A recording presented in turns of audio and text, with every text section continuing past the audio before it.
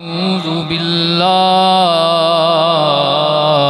मिनश शैतानिर रजीम। बिस्मिल्लाहिर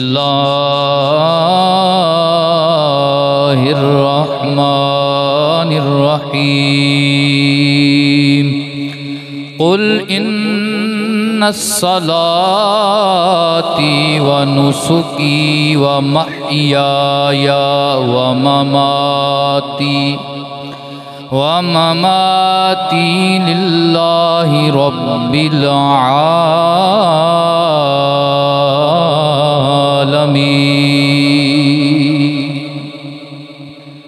सदक़ल्लाहु मौलानल अज़ीम। इन्नल्लाह व मलाइकतहु यसल्लूना अलन नबी या अय्युहल्लज़ीना आमनू सल्लु अलैहि व सल्लिमू तस्लीमा। मिलके मोहब्बत के साथ 3 मरतबा पढ़िए अस्सलातु वस्सलामु अलैका या सय्यदी या रसूल अल्लाह व अला आलिका व सुहाबिका या हबीब अल्लाह। सलातु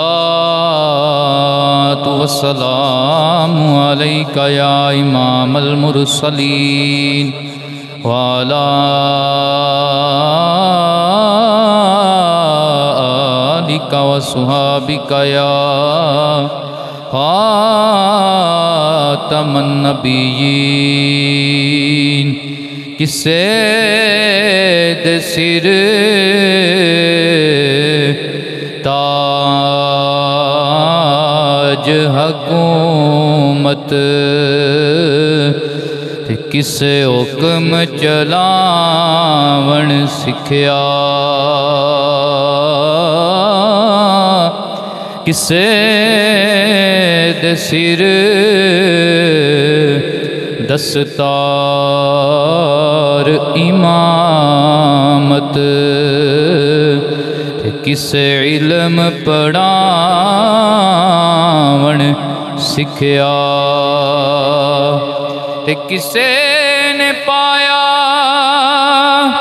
फकर दा चोला ते किसे जुहद कमावण सिखया।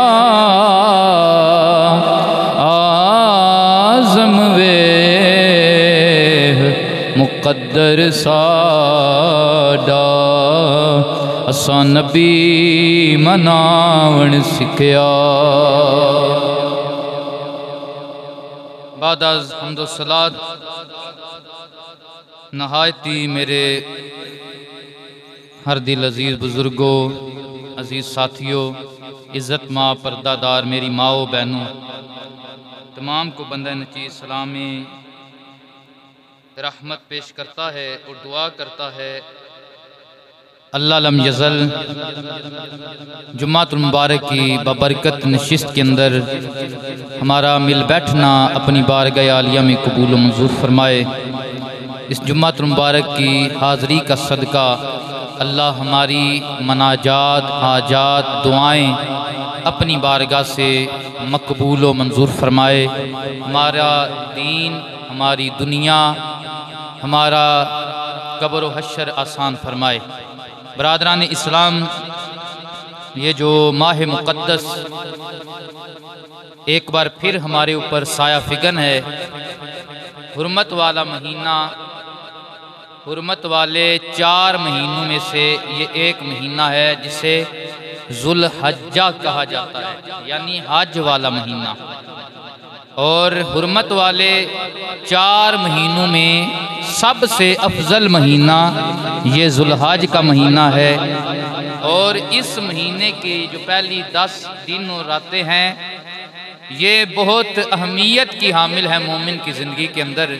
कि नबी पाक सल्लल्लाहु अलैहि वसल्लम ने इरशाद फरमाया कि जो बंदा पहली ये जो 10 दिन और रातें हैं, इनके अंदर बंदा जो अच्छे आमाल करता है, बाकी दिनों में अगर कोई बंदा अपने सीने पे ज़ीरा बांध के और मैदान जहाद में कुफर का मुकाबला करने चला जाए उसे वो अजर नहीं मिलता जो अल्लाह इस 10 दिन और 10 रात में छोटी नेकी का भी अजर अता फरमाता है। ये एक अजमत वाली रातें, अजमत वाले दिन, ये पहले 10 दिन जुल्हज्जा के, इनकी बड़ी अजमत आई है। और नबी पाक सल्लल्लाहु अलैहि वसल्लम की उम्मत के ऊपर एक अहम फरीज़ा जिसे हज का फरीज़ा कहा जाता है और एक कुर्बानी का वजूब, ये अहम इबादतें, ये खूबसूरत अल्लाह के नबियों की सुन्नतें इस माह मुक़द्दस में अदा की जाती हैं और एक ही दिन में हज अदा किया जाता है और मखसूस दिनों में अल्लाह की बारगाह में जानवर कुर्बान किए जाते हैं। और पूरी दुनिया के अंदर एक अहम यगानगत मुसलमानों का एक होना ये वाज़े होता है कि जिस तरह मुसलमानों के आमाल एक हैं, इसी तरह मुसलमानों के दिल भी एक हैं। अल्लाह करे ऐसा हो। ये चीज़ें, ये जमात के साथ नमाज पढ़ना, ये जुम्मे की नमाज पढ़ना, ये एक दिन में नमाज हज अदा करना और एक जगह पे अदा करना, और इसी तरह एक मखसूस अमल मखसूस दिनों में अदा करना। मिसाल के तौर पे अगर कोई बंदा कुर्बानी मुहर्रम में करना चाहे, सफ़र में करना चाहे, किसी और महीने में करना चाहे, या जुल्हज की जो मखसूस तारीखें हैं उनके अलावा किसी और तारीख में करना चाहे, तो उसकी कुर्बानी नहीं होगी। वो ज़िबा तो हो जाएगा, वो सदका तो हो जाएगा, लेकिन कुर्बानी का अजर उससे ही मिलेगा जो उन दिनों में कुर्बानी करेगा जो दिन अल्लाह और उसके रसूल ने मखसूस किए हैं। अल्लाह और उसके रसूल ने, तो ये चीज़ें एक दिन में करना, ये सब इसलिए है कि मुसलमान एक हैं, मुसलमान एक बदन की तरह है। नबी पाक सल्लल्लाहु अलैहि वसल्लम ने इरशाद फरमाया ना कि मुसलमान मोमिन जो हैं, ये ईमान वालों की जो जमात है, ये एक जिस्म की तरह है। जिस तरह जिस्म के एक हिस्से में तकलीफ हो जाए, कांटा लग जाए, तो पूरा जिस्म बेकरार हो जाता है, पूरा जिस्म फिक्र में पड़ जाता है। इसी तरह दुनिया के किसी भी कोने में मोहम्मद अरबी के गुलाम को अगर परेशानी हो जाए तो ईमान वाले बेकरार हो जाते हैं। ईमान वालों को उस वक्त तक सुकून नहीं आता है जब तक वो अपने मुसलमान भाई की हलासी नहीं करवा लेते हैं, अपनी मुसलमान बहन की इज्जत के रखवाले नहीं बन जाते हैं। अल्लाह अकबर। लेकिन आज ये चीजें हमारे अंदर खत्म हो गई। क्यों? हमने ये जो जमात है, ये जो कुर्बानी है, ये जो हज है, हमने इसका मकसद जो है वो बुला दिया। हम नाम के मुसलमान रह गए, रह गई रस्म अदा, रूह बिलाली ना रही, फलसफा रह गया, तलकीने ग़ज़ाली ना रही। अल्लाह अकबर। तो हमारे अंदर जो असल ईमान की रमक है वो खत्म हो चुकी है। आज भी अगर वो ईमान की नमक हमारे अंदर पैदा हो जाए तो फिर हम इकट्ठी पंजगाना नमाज की जो जमात है हम उससे सबक सीखें। जैसे हमारी सफ सीधी है, जैसे हमारी सफ में अमीर और गरीब खड़े हो गए हैं, इसी तरह इस्लाम के अंदर गोरे को काले पे, काले को गोरे पे, अमीर को गरीब पे, गरीब को अमीर पे कोई फौकियत हासिल नहीं है। हाँ, इज्जत वाला वो है जो अल्लाह और उसके रसूल की शरीयत पे चलने वाला है, तकवे वाला है, परहेजगार है। ये हज, ये कुर्बानी, ये अल्लाह के प्यारों की निशानियां हैं, अल्लाह के प्यारों की अदाएं हैं। और अल्लाह ने इन्हें अपने नबी के गुलामों के ऊपर इबादत बना दिया है, इबादत बना दिया है। तो आज जो दौर चल रहा है इल्हादियत का दौर, मुल्हदीन ये बहुत आम होते जा रहे हैं। उनके जो लेक्चरार हैं उनको प्रमोट किया जा रहा है और उनकी तालीमात को आम किया जा रहा है। बिलखसूस यूनिवर्सिटीज़ के अंदर, कॉलेजेस के अंदर इल्हाद फिरका जो है ये बहुत अरूज पकड़ चुका है। ये कुछ ही देर के बाद, चंद ही सालों के बाद ये सुन्नी शिया वहाबी हमारी ये तवज्जुहात कट जाएंगी, कम हो जाएंगी, हमारी ये मुकाबलाबाजियाँ बहुत कम हो जाएंगी। फिर मुकाबला हमारा सबका इल्हादीन के साथ होगा, मुल्हिदीन के साथ होगा, जो ऐसे ऐसे अजीब सवाल अहले इस्लाम पे करते हैं। मिसाल के तौर पे जब कुर्बानी के दिन आते हैं तो वो सवाल करेंगे कि आप इतने जानवर कुर्बान करते हो, क्या ज़रूरत है? किसी गरीब की शादी करवा दो, किसी की शादी करवा दो, उसे पैसे दे दो। हालांकि उन्हें पता होना चाहिए इस्लाम शादी में पैसा खर्च करने का हुक्म ही नहीं देता। ये तो हमने शुरू किया है काम, ये तो हमने शुरू किया है। इस्लाम शादी पे रुपया खर्च करने का, इस्लाम शादी पे पैसा खर्च करने का आर्डर ही नहीं देता है। इस्लाम तो कहता है खूबसूरत है वो निकाह जिसमें खर्चा थोड़ा है, बरकत वाला है वो निकाह जिसमें अखराजात कम है।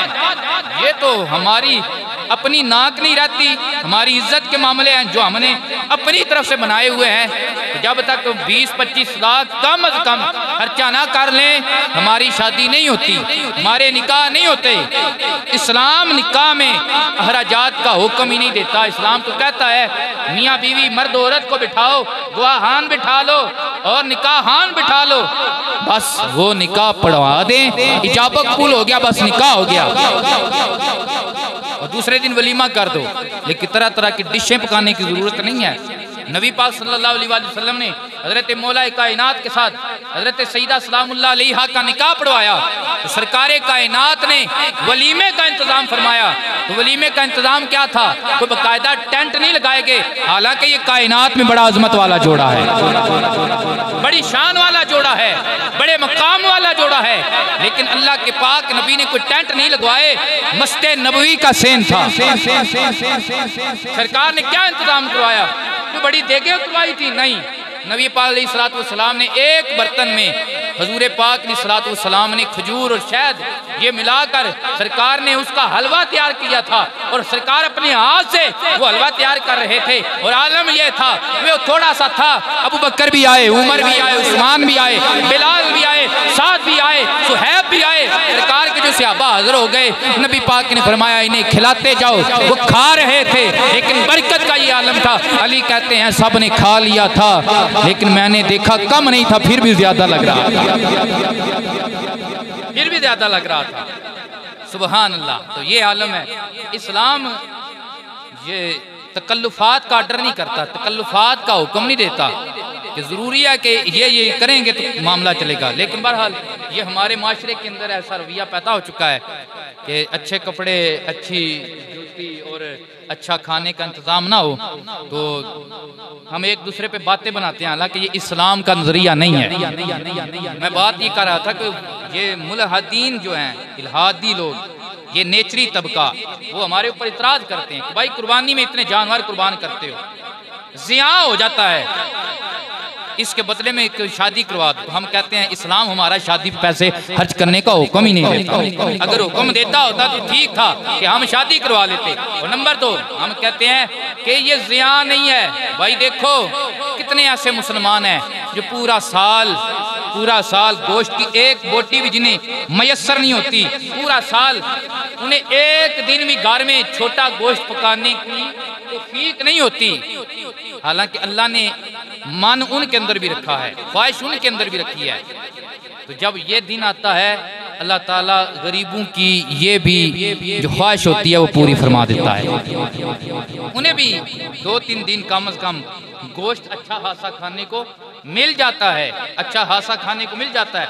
और ये बात अब पक्की है कि जैसा आज माहौल पैदा हो गया है, हमारे ये जो गोश्त वाले फट्टे हैं ईसाई हज़रात, वहाँ से तो गोश्त इल्ला माशाल्लाह कोई अल्लाह का नेक बंदा हो और जिसे खौफे खुदा हो और वो जवान सेहतमंद जानवर ज़िबा करे, चले 10 रुपये वो ज़्यादा ही ले ले, वो सेहतमंद जानवर ज़िबा करके लोगों को गोश्त फरोख्त करे।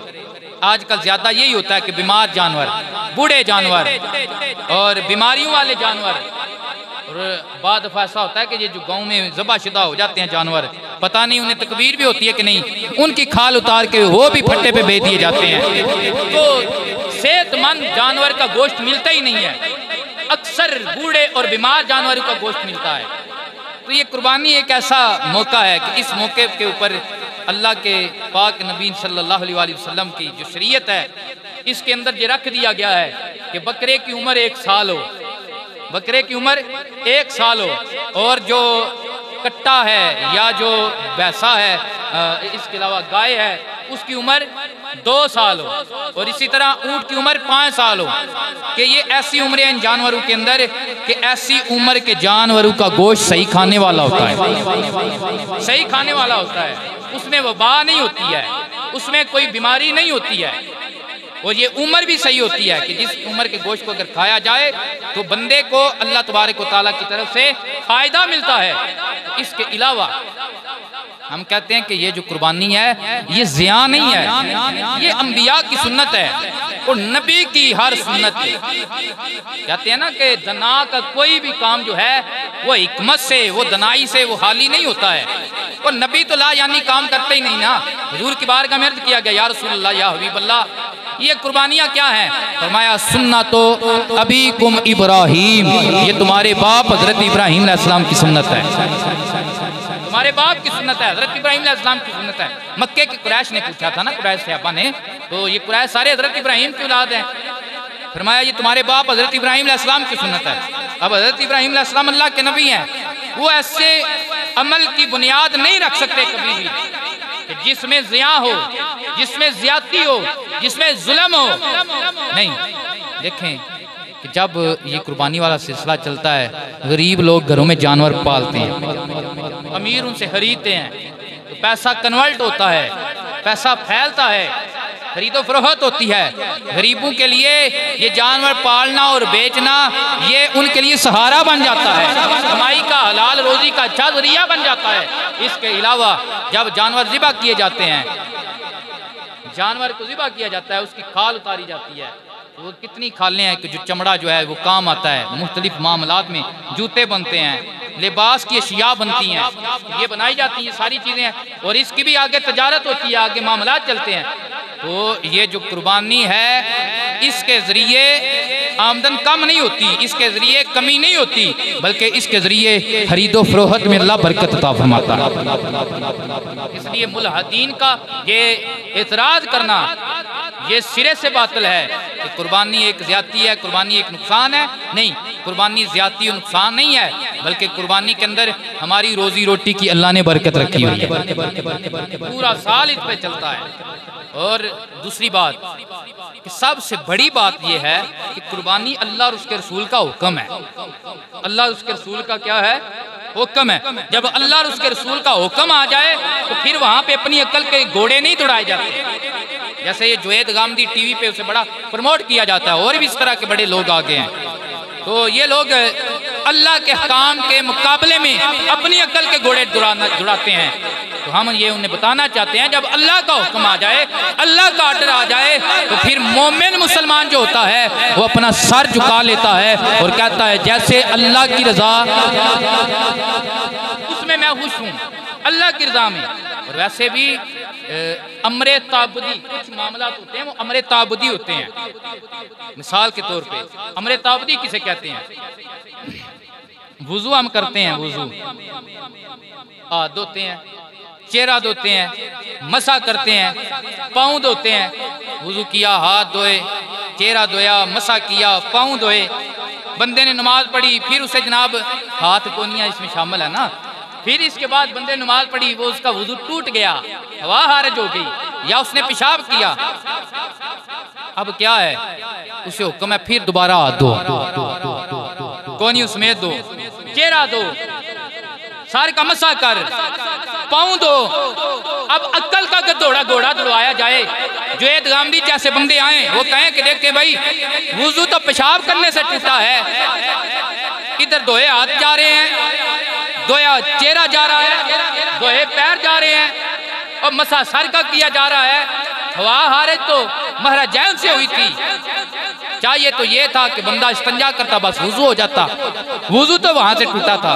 तो हम कहते हैं नहीं, कुछ काम अमरे तबदी होते हैं कि अल्लाह ने हुक्म कर दिया, उसके रसूल ने हुक्म कर दिया, ऐसे करना है, वहां पे अक्ल नहीं दौड़ाई जाती, बस ऐसे ही करना है, अक्ल नहीं दौड़ाई जाती। अक्ल दौड़ाए बंदा इस्लामी मामलात में, अहकामात में, तो फिर समझे कि उसका इस्लाम अभी काबिल कबूल नहीं है, उसका ईमान अभी कामिल नहीं है। आए जरा सुने, मोहब्बत से कहें सुभान अल्लाह। मेरे नबी करीम अलैहिस्सलातु वस्सलाम ने हिजरत का इरादा फरमाया, अल्लाह के पाक नबी सल्लल्लाहु अलैहि वसल्लम हिजरत फरमा रहे हैं, मक्का से मदीना की तरफ हिजरत फरमा रहे हैं। रस्ते के अंदर जनाबे वाला एक बंदे ने थड़ा लगाया हुआ है, 70 बंदे उसके साथ हैं, थड़ा लगाया हुआ है। अल्लाह के पाक नबी सल्लल्लाहु अलैहि वसल्लम का आज रास्ता रोकने वाले हैं। नबी पाक अलैहिस्सलाम के सामने जब वो बंदा खड़ा हुआ ना, मेरे आका पाक अलैहिस्सलाम ने उससे उसके हाल अहवाल पूछे, उसके कबीले का नाम पूछा, उसका नाम पूछा। जब इतना पूछा ना, अल्लाह के पाक नबी ने ऐसे ऐसे अंदाज में गुफ्तगू फरमाई, वो जो मेरे नबी का रास्ता रोकने आया था, दिल की दुनिया बदल गई। नबी पाक के कदमों में गिरार करने लगाया, का सोनिया कल्ब मेरे ते जंदरा चढ़े ते कुंजी साया हथ तेरे नाम अल्लाह दे ओला दे जंदीरा हुण लो लगे तन मेरे। पाक नबी के गुलामों, उसने कलमा जब पढ़ा ना, 70 बंदे जो उसके गुलाम थे साथ, उन्होंने भी कलमा पढ़ लिया। अब उसने पूछा कहाँ का इरादा है? मेरे नबी ने शाद फरमाया, मैं अल्लाह के हुक्म से मदीना शरीफ की तरफ आज हिजरत फरमाने वाला हूँ। उन्होंने अर्ज किया, का सोनिया अब आप अकेले नहीं जाएंगे, हम 70 गुलाम भी साथ जाएंगे, हम आपके साथ जाएंगे। जब ऐसा हुआ ना, अब चलने लगे, काफले का रंग है, चलने लगे। उस जो हाकिम था, उसने अपने गुलामों को ऑर्डर किया, यारो ऐसे ना चलो, हम नबी के साथ चल रहे हैं। चलने का अंदाज ऐसा हो कि पता चले नबी भी आ रहे हैं, नबी के गुलाम भी आ रहे हैं। अब क्या अंदाज बनाया है, उसने ऑर्डर किया, अपनी अपनी दस्तारें खोल लो, अपनी अपनी तलवारें बेनियाम कर लो, तलवारों के ऊपर दस्तारों को बांध के यूं झंडे बना कर लहराते जाओ और हर एक को बताते जाओ, है कोई आज रास्ता रोकने वाला? अल्लाह के नबी मदीना की तरफ हिजरत फरमा रहे हैं। अल्लाह अकबर। तो इस अंदाज में मेरे नबी पाक मदीना शरीफ की रवां दवा है। जब ऐसा अंदाज होगा ना, फिर आगे जो कूचे मोहल्ले वाले आएंगे, वो आकर रास्ता देखेंगे, वो देखेंगे यार कैसा खूबसूरत मंजर है, आशिकों की जमात में अल्लाह के नबी तशरीफ ला रहे हैं। मदीने में दाखिल हुए, हर तरफ शोर गुल हो गया, साए दर्रे जालो व निसाओ फौकल बियूते व तफर्रकल गिलमान व सिबियानो फितोरो के। मदीने की बच्चियां, मदीने के लड़के, मदीने के बूढ़े, मदीने की औरतें, वो जनाबे वाला अपने छतों पे चढ़ गए और मेरे नबी पाक अलैहिस्सलातु वस्सलाम का दीदार करने लगे। मदीने के छोटे छोटे बच्चे, मदीने के गिलमान मदीने की गलियों में आ गए और हर एक नारा लगाते थे, युनादूना या मुहम्मद आओ, युनादूना या मुहम्मद आओ। जिवें सी अज पंजाबी विच अपने इलाके के एतबार नारा लगाने आ, नारा रिसालत या रसूल अल्लाह, या रसूल अल्लाह दे नारे हर पासे लगने शुरू हो गए ने। ते मदीने दे अंदर एक आलिम रहंदा है जेड़ा यहूदियां दा आलम है, जिदा नाम है अब्दुल्ला बिन सलाम। की नाम है? सारे बोलो की नाम है? अब्दुल्ला बिन सलाम कहते हैं, जब मुझे पता चला ना अल्लाह के आखिरी नबी तशरीफ ला रहे हैं, तो मुझे इल्म का बड़ा घुमंड था, मुझे अपने ऊपर बड़ा गुरूर था। मैंने बोला आज मैं उस मोहम्मद अरबी के मुकाबले में जाऊंगा, ऐसे ऐसे सवाल करूंगा कि मोहम्मद को जवाब नहीं आएगा। लेकिन इन्हें नहीं पता था ये वो नबी है जिसके अली से भी अगर कोई सवाल करेगा तो अली हर चीज का जवाब देने में कभी भी दरेग नहीं करेगा, कभी भी देर नहीं लगाएगा। ये वो नबी आ रहा है, उस अली का आका आ रहा है। नबी पाक अलैहिस्सलातु वस्सलाम तशरीफ ला रहे हैं। आगे से अब्दुल्ला बिन सलाम आए, कहते हैं जब मैं सामने आया मुझे सवाल भूल गए, बस सोने पाक नबी दा चेहरा वेंदा रह गया। वो किसे पंजाबी दे आशिक आख्या, जेड़े जम गए यार दी सूरत ते, जेड़े जम गए यार दी सूरत ते, ओ नैने हटाने औखे ने दर यारी दमल के, जो बैगे ने दर यारी दमल के, जो बैगे ने बड़ो दर यारी दमल के, दार यार दमल के, जो बैगे ने वो दार यार मल के जो बैगे ने दारे यार दा मल के जो बैगे ने ओ फेर उठाने ओ खेने। सवाल भूल गए। वो इल्म जो था जिस पे ऊपर बड़ा गुमंड था वो इल्म सारा ज़ायल हो गया। नीचे से सहाबा ने टटोला बोले, ओए अब्दुल्ला बिन सलाम यहूदियों के आलम, तू तो बड़े बड़े मान लेकर आया था, बड़े बड़े सवाल लेकर आया था, बड़ा तुझे अपने इल्म पे गुमंड था, ओए आप बोलता क्यों नहीं है? अल्लाह अकबर। बेसाता अब्दुल्ला बिन सलाम की जुबान से ये जुमला निकला, ये चेहरा भी सच्चा है, ये चेहरे वाला भी सच्चा है, ये चेहरा भी सच्चा है, ये चेहरे वाला भी सच्चा है। अब दलील नहीं मांगी है, अब मौजज़ा नहीं मांगा है, मेरे नबी के कदमों में गिरे और मेरे नबी की बारगाह में इल्तिजा करते हैं, सोनिया अब देर न लगाइयो, मुझे भी कलमा पढ़ाइयो और बिलाल हबशी का पीर भाई बनाइयो।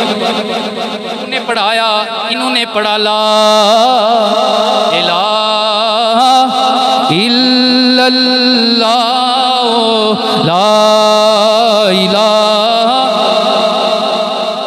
मुहम्मदुर रसूलुल्लाह, कलमा पढ़ लिया। अब यहूदी थे, यहूदियों के अंदर ऊँट का गोश्त खाना वो जायज़ नहीं है, तो सारी जिंदगी यहूदियत में गुजारी थी। अब क्या हुआ कि एक दिन ऊँट का गोश्त खाया गया, तो हज़रत अब्दुल्ला बिन सलाम, जारी बात है बंदे की आदत ना बनी हो, हालांकि बकरी का दूध पीना ये सुन्नत रसूल है, ऊँटनी का दूध पीना सुन्नत रसूल है, लेकिन हमारे इलाके में ये दोनों चीज़ें बिलखसूस ऊँट का दूध बहुत कम होता है, तो हम नहीं पी सकते, हमारी आदत नहीं होती। अब क्या है कि नया नया कलमा पड़ा था, आलिम दीन थे, ऊँट का गोश्त पकाया गया, इन्होंने ना खाया, सब ने खा लिया। जब इन्होंने नहीं खाया तो अल्लाह का हुक्म नबी पाक की कल्बे अत्थर पे नाज़िल हुआ, फरमाया या अय्युहल्लज़ीना आमनू दुखूलू फिस्सिल्मि काफ़ा, ईमान वालों अगर कमली वाले का कलमा पड़ा है तो फिर इस्लाम में पूरे पूरे दाखिल हो जाओ, दाखिल हो जाओ। ये आलिम थे, इल्म वाले थे, तो इन्हें सोचा कौन सा अल्लाह ने फर्ज वाजिब किया है, ऊँट का गोश्त खाना कौन सा फर्ज वाजिब किया है, लेकिन नहीं, इस्लाम ने गवारा नहीं किया। अगर गुलामी रसूल का दम भरा है अब्दुल्ला बिन सलाम, फिर अपनी तबाह को नहीं देखना पड़ेगा, अल्लाह और उसके रसूल के हुक्म को देखना पड़ेगा, देखना पड़ेगा। तो आज बाद लोग अपनी अक्ल के साथ इस्लामी अहकामात का मुकाबला करते हैं और दीनी अहकामात को फजूल कहते हैं, ज़ियादती कहते हैं, पैसे का ज़िया कहते हैं। हालांकि अगर वो गौर करें इसके अंदर भी अल्लाह ने अहले इस्लाम की, मुसलमानों की कई भलाइयाँ रखी हुई हैं। कुर्बानी ये हज़रत इब्राहीम अलैहिस्सलाम की सुन्नत है और मेरे नबी पाक सल्लम की भी सुन्नत है और ये हुजूर का आली ज़रफ़ है। सरकार से जब पूछा गया कि किसकी सुन्नत है, फरमाया ये इब्राहीम अलैहिस्सलाम की, तुम्हारे बाप की सुन्नत है। निस्बत अपने दादा की तरफ जोड़ी है और उम्मत को दर्स दिया है कि अगर किसी अच्छे अमल की पीछे निस्बत तुम्हारे अबाऊ अजदाद के साथ हो तो अपने अबाऊ अजदाद को भूलना नहीं है, उन्हें भी याद रखना है, उन्हें भी याद रखना है। अल्लाहु अकबर। ये कुर्बानी कितना अजीम अमल है। मेरे पाक नबी अलैहिस्सलातु वस्सलाम ने फरमाया, जब मेरा उम्मती मंडी में जानवर खरीदने के लिए जाता है, जितने कदम उठा के जाता है, अल्लाह हर कदम के बदले 10 नेकियां अता फरमाता है। हर कदम के बदले 10 नेकियां अता फरमाता है। जाके वो जब मुकालमा करता है, खरीदो फरोख्त में बातचीत करता है, इसका एक एक जुमला अल्लाह की बारगाह में सुबहान अल्लाह के अजर वाला बन जाया करता है। अब सुबहान अल्लाह का अजर क्या है? मेरे नबी ने इजाज़त फरमाया, सुबहान अल्लाहि वल्हम्दुलिल्लाहि तमलाआने औ तमलाउ मा बैन समावाति वल अर्द। मेरा उम्मती जब सिद्के दिल के साथ मोहब्बत के साथ कहता है सुबहान अल्लाह, सुबहान अल्लाह, सुबहान अल्लाह, अल्हम्दुलिल्लाह कहता है, तो इसके कहने की देर होती है, अल्लाह इतना अजर अता फरमाता है। उस अजर के नूर से सातों आसमान सातों ज़मीन के दरमियान जितना हला है वो नूर से मुनव्वर हो जाता है। कालेमताने महबूबताने हकीफताने अलल लिसाने सकीलताने फिल मिज़ाने महबूबताने इलर रहमाने। मेरे नबी ने इरशाद फरमाया दो कलमे अल्लाह को बड़े पसंद है, वो जुबान से अदा करने बड़े आसान है, लेकिन जब उन्हें नामा अमाल वाले पलड़े पे रखा जाएगा, जिस पलड़े पे उन कलमात का अजर आ जाएगा, वो पलड़ा भारी हो जाएगा। सुबहानल्लाहि व बिहम्दिही सुबहानल्लाहिल अज़ीम। सुबहानल्लाहि व बिहम्दिही सुबहानल्लाहिल अज़ीम। तो ये दो कलिमात हुज़ूर ने फरमाया कि जो बंदा कुर्बानी का जानवर खरीदने जाए, वो जो मुकालमा करता है यार सस्ता कर ले, इतने ले ले, ये जो मुकलमा चलता है, बातचीत होती है, अल्लाह हर जुमले के बदले सुबहान अल्लाह का अजर अता फरमाता है। जब वो घर में लेकर आता है, जितने दिन उसे रखता है, मेरे नबी ने इरशाद फरमाया हर दिन एक एक दिरहम के बदले अल्लाह उसे सदके का अजर अता फरमाता है। यानी जितने पैसे उसने हर्ज किए ना, हर पैसे के बदले अल्लाह हर रोज उसे उतने उतने पैसों का सदका करने का अजर अता फरमाता है। फिर आका पाक अलैहिस्सलाम ने फरमाया जब बंदा उसे ज़िबा करने के लिए कुर्बान गाह में लाता है, कुर्बान करने के लिए ज़मीन पे लटाता है, वो ज़मीन गवाही बन जाती है, वो ज़मीन गवाह बन जाती है। फिर जनाब उसके गले पे जब छुरी चलाता है, जब पहला कतरा नीचे गिरता है, अल्लाह कुर्बानी करने वाले को मुआफ़ फरमा देता है, अल्लाह उसके गुनाह माफ़ फरमा देता है। यही वजह मेरे नबी पाक अलैहिस्सलाम ने यह भी सुन्नत दी है कि जो बंदा कुर्बानी करता है चाहिए उसे कि वो अपने हाथ से ज़िबा करे। किसके साथ ज़िबा करे? अपने हाथ से ज़िबा करे। चले गोश्त कसाई बनाएंगे, लेकिन कोशिश करें कि जो आप कुर्बानी कर रहे हैं वो अपने हाथ से ज़िबा करें। अगर खुद ज़िबा नहीं कर सकते, कम अज़ कम कुर्बानी के वक़्त उस जानवर के पास खड़े हो जाए। और बिलखुसूस अगर किसी से ज़िबा करवाना है तो उसके अक़ीदे मान का लिहाज ज़रूर रखें। ऐसा ना हो कि वो पाँच तरफ़ा का मुनकर हो, नबी करीम अलैहिस्सलाम के इल्मे गैब का मुनकर हो, हुजूर की शानों का इनकार करने वाला हो, हुजूर के किसी सहाबी का मुनकर हो। हज़रत उस्मान के साथ बंदे ने बुग़्ज़ रखा, वो मर गया, कलमा पढ़ने वाला था, तिरमिज़ी शरीफ की हदीस मुबारक है, उसका जनाजा हुजूर की बारगाह में लाया गया। मेरे नबी ने फरमाया इसे उठा के ले जाओ, अल्लाह का नबी इसका जनाजा नहीं पढ़ाएगा। या रसूल अल्लाह क्यों? फरमाया इन्नहु काना युबग़िदु उस्मान, तुम्हें नहीं पता ये मेरे सहाबी हज़रत उस्मान से बुग़्ज़ रखता था, जो सहाबी से बुग़्ज़ रखे उसका जनाजा नहीं है, तो उसकी कुर्बानी भी नहीं है। तो ये पहला ध्यान रखें कि ज़िबा करने वाला 5 तन का मुनकर ना हो, 4 यार का मुनकर ना हो, अल्लाह के नबी की किसी भी निस्बत का वो तौहीन करने वाला ना हो। अगर ऐसी बात होगी, जब पहला मरहला ज़िबा ही गलत हो गया है, फिर काबिल कबूल कुर्बानी नहीं होती। आगे नबी पाक सल्लल्लाहु अलैहि वसल्लम ने फरमाया कि जब उसका गोश्त बनाकर वो गुरबा में, मसाकीन में, मुसलमानों में तकसीम करता है, अल्लाह एक एक बोटी के बदले हज़रत इस्माइल अलैहिस्सलाम की औलाद में से एक एक कैदी आज़ाद करने का उसे अजर अता फरमाता है। ये हज़रत इस्माइल की औलाद की बोली। कायनात में कबीले बड़े हैं, खानदान बड़े हैं, लेकिन कायनात में सबसे अफजल कबीला, सबसे ऊंचा खानदान हज़रत इस्माइल अलैहिस्सलाम की औलाद है, कुरैश खानदान है। क्यों? इस खानदान में वो नबी आया है जिसे अल्लाह ने कुल कायनात का सरदार बनाया है। एक पासे महबूब खुदा दा, एक पासे कुल खुदाई,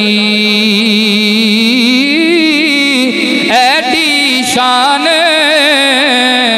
ते ऐडी अज़मत किसे और इंसान न पाई। ते कुल नबिया ओ नाल ऊंचा, ऐडा ऊंचा होर न काई, आस में ओनू कौन कटावे, वो जिदी रब करे वड्याई। उन्होंने फरमाया कुर्बानी ये नजात देने वाली है। फरमाया मेरे जिस उम्मती ने कुर्बानी की अल्लाह उसे दुनिया के मामलात में भी निजात देगा, अल्लाह उसे कब्र हश्र की मुश्किलात में से भी निजात फरमाएगा।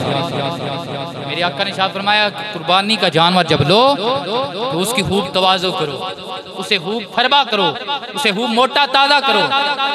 या रसूलल्लाह क्यों? फरमाया पुल सरात पे ये कुर्बानी के जानवर कुर्बानी करने वालों के लिए ये सवारियां बन जाएंगे। क्या बन जाएंगे? वो जिसके मतलब उलमा बयान करते हैं ना कि तलवार से ज़्यादा तेज़, बाल से ज़्यादा बारीक, और जहन्नम के ऊपर वो पुल है। तो ज़ाहिर बात है इतना वो सख्त मरहला है, इतना वो सख्त रास्ता है, अच्छे अमल वाला ही गुजरेगा ना वहाँ से। तो ये कितना अच्छा सबब है कुर्बानी के। हुज़ूर ने फरमाया ये कुर्बानियाँ ज़ाया नहीं होती हैं, बल्कि ये कुर्बानी के जानवर तुम्हारे लिए पुल सिरात पे सवारी बन जाएंगे। क्या बन जाएंगे? सवारी बन जाएंगे। हुज़ूर ने फरमाया ये कुर्बानी का जानवर उसके एक एक बाल के बदले अल्लाह अजर अता फरमाता है। एक एक बाल के बदले, उसके सींग, उसके जो खुर होते हैं, अल्लाह हर एक आज़ा के बदले अल्लाह कुर्बानी करने वाले को अजर अता फरमाता है। अल्लाह के एक नेक बरगज़ीदा बंदे गुजरे जिनका नाम था हज़रत अबू इसहाक़। क्या नाम था? टाइम हो चुका, बातें काफ़ी हैं, लेकिन हज़रत अबू इसहाक़ वो कहते हैं कि मेरा एक भाई था, वो नमाज का इतना पाबंद नहीं था, लेकिन उसकी ज़िंदगी का ये वतीरा था कि उसकी ज़िंदगी में जितनी भी कुर्बान ईद आई, उसके हालात जैसे भी होते वो अल्लाह की राह में कुर्बानी लाजम किया करता था, कुर्बानी लाजम किया करता था। तो वो फोत हो गया, मुझे उससे मिलने की तड़प पैदा हुई। मैंने अल्लाह की बारगाह में इल्तिजा किया, अल्लाह उसका मुझे ख्वाब में ही दीदार हो जाए, मैं अपने भाई से मिल लूँ, अपने भाई का मैं चेहरा देखूं।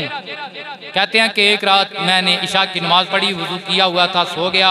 सोने पाक नबी पे दरूद पढ़ के सोया। मैंने क्या देखा कि मैदान माशर कायम है और मेरा भाई एक सवारी पे सवार है और उसके आगे आगे एक लंबी कतार है सवारियों की जो सारी हाली हैं लेकिन उसके आगे चल रही हैं। मैंने पूछा मेरे भाई बता तेरा कैसा मामला हुआ? उसने कहा यार अल्लाह ने बड़ा ही करम किया है कि अल्लाह ने मुझे जन्नत का हकदार बनाया है। और तेरे किस अमल की वजह से? कहा हमारे मोहल्ले में वो जो फलां औरत गरीब औरत थी ना, उसे एक दिन कुछ जरूरत थी तो मैंने उसकी मदद की थी, अल्लाह ने गरीब की मदद का सदका मुझे जन्नती बना दिया, गरीब की मदद का सदका जन्नती बना दिया।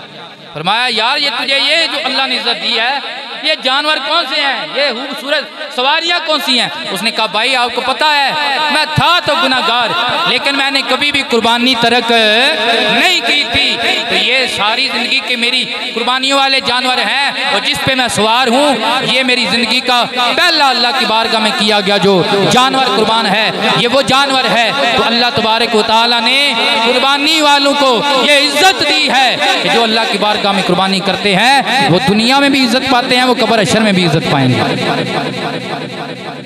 और बात गरीब लोग हैं, ये कुर्बानी अमीर पे वाजिब है।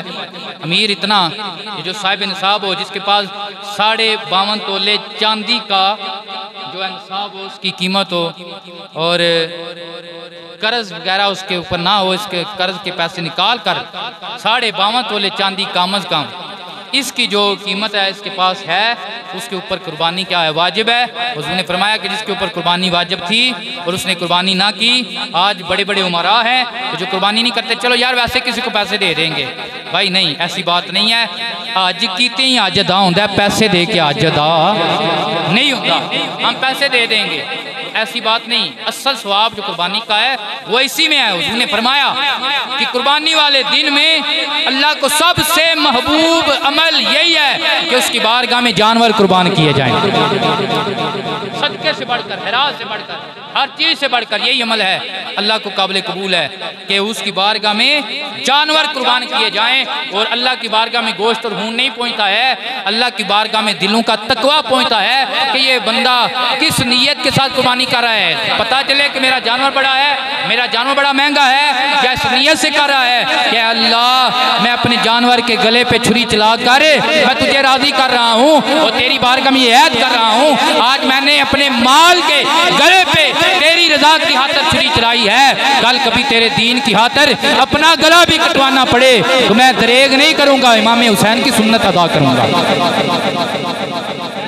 ये मकसद कुर्बानी है, ये मकसद कुर्बानी है और अल्लाह की बारगाह में तकवा पहुंचता है। और मेरे नबी ने इरशाद फरमाया जिस पे कुर्बानी वाजिब उसने कुर्बानी ना की, सरकार ने फरमाया उसका हमारे साथ कोई लेना देना नहीं है, वो हमारी कुर्बानगाह की तरफ ना आए। और कुर्बानी करने का टाइम क्या है? जिस गाँव में नमाज ईद पढ़ाई जाती है उस बस्ती में, उस गांव में, उस शहर में नमाज ईद से पहले अगर किसी ने कुर्बानी की तो वो ज़िबा हो गया, कुर्बानी नहीं हुई। नबी पाक सल्लल्लाहु अलैहि वसल्लम आपने नमाज ईद पढ़ाई और उन्होंने फरमाया किसी ने कुर्बानी तो नहीं की। एक सहाबी खड़े हो गए, अवाइल इस्लाम था, मसले का नहीं पता था, सरकार ने फरमाया किसी ने कुर्बानी तो नहीं की।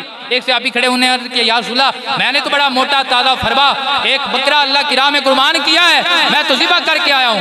मेरे नबी ने इरशाद फरमाया वो ज़िबा तो हो गया है, कुर्बानी नहीं हुई है, चल वो जो तेरे घर में 6 माह का दुम्बा है ना उसे ही अल्लाह की बारगाह में कुर्बान कर दे। कुर्बानी जाने नबी जाने, नबी जाने, तेरा वो 6 माह का ही कबूल हो जाएगा। इसलिए जिस गांव में, जिस बस्ती में नमाज ईद पढ़ाई जाती है वहाँ पे ईद की नमाज से पहले कुर्बानी करना, वो कुर्बानी को ज़ाया करना है, वो कुर्बानी को क्या करना है? ज़ाया करना है, वो सुन्नत नबी के खिलाफ है। और ये ऐसा ही है कि बंदे ने नबी पाक से पहल की, नमाज ईद से पहले कुर्बानी करता है ना, वो ऐसे ही है कि उसने बेअदबी करते हुए अल्लाह के नबी से पहल की है, क्योंकि ये मस्जिद के मौलवी साहब का फतवा नहीं है, ये आमना के लाल का हुक्म है। आह सुभान अल्लाह।